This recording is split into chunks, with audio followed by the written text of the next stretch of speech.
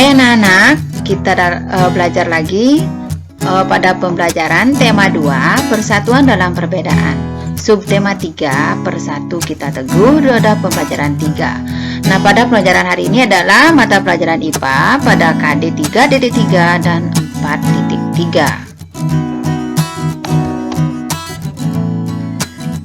Tujuan pembelajaran hari ini adalah setelah berdiskusi, siswa mampu membuat poster tentang cara melestarikan tumbuhan dan hewan dengan tepat.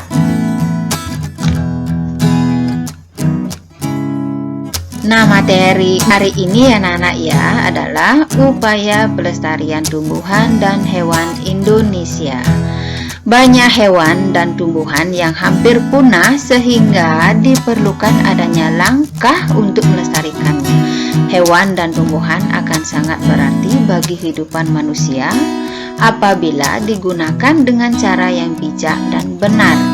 Pemanfaatan hewan dapat berupa daging, bulu, kulit, daging, dan tenaganya. Sedangkan pemanfaatan terhadap tumbuhan bisa dimanfaatkan pada bagian akar, batang, ranting, buah, bunga, dan juga pada daunnya.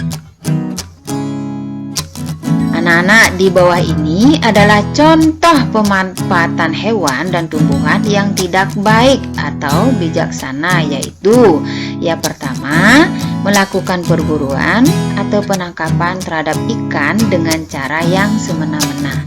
Yang kedua, penebangan atau penggundulan terhadap hutan sehingga ekosistem hutan akan menjadi rusak.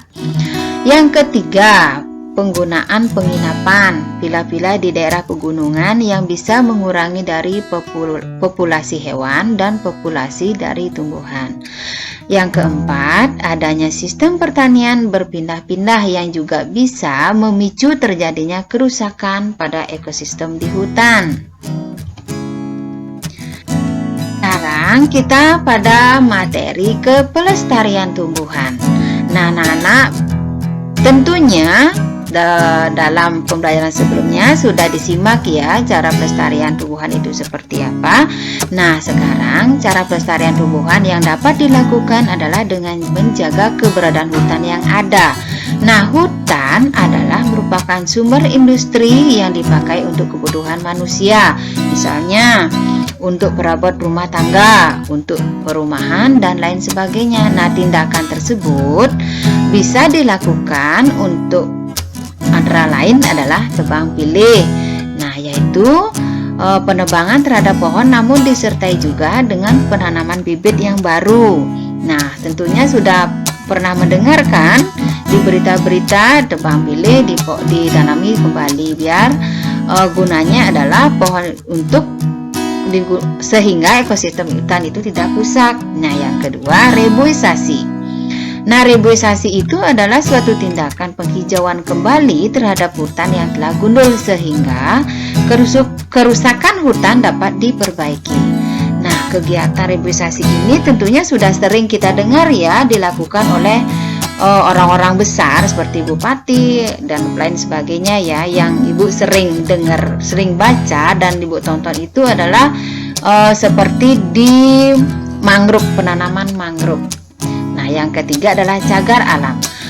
Cagar alam adalah tindakan yang dibuat guna melindungi tumbuhan tertentu terhadap kerusakan, misalkan karena penebangan secara liar, perubahan lingkungan, dan disebabkan karena serangan hama.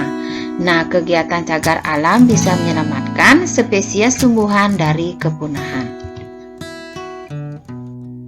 Sekarang ke materi pelestarian hewan. Nah, anak-anak, bagaimana cara melestarikan hewan? Nah, pelestarian hutan ini tidak hanya untuk melestarikan keberadaan tumbuhan saja, namun juga ditunjukkan dalam rangka untuk perlindungan terhadap keberadaan dari hewan. Nah, tindakan pelestarian hewan yang bisa dilakukan adalah dengan cara berikut. Nah, yang pertama, pembuatan cagar alam dan suaka marga satwa. Yang kedua, pembuatan undang-undang perburuan. Undang-undang ini mengatur tentang larangan perburuan. Nah, tujuan dari undang-undang ini adalah hendak dicapai adalah untuk melindungi bermacam jenis hewan karena terancam dari kepunahan. Yang ketiga, pembuatan tangga ikan di daerah-daerah perarian sungai. Tujuannya untuk melindungi dan meningkatkan populasi ikan. Pelestarian ini juga ada yang namanya pelestarian in situ. Pelestarian in situ ini adalah pelestarian dengan cara melakukan perlindungan agar tumbuhan dan hewan dapat hidup sesuai dengan habitat aslinya. Pelestarian in situ dapat dilakukan dengan membangun taman nasional, cagar alam, dan juga melakukan patroli hutan.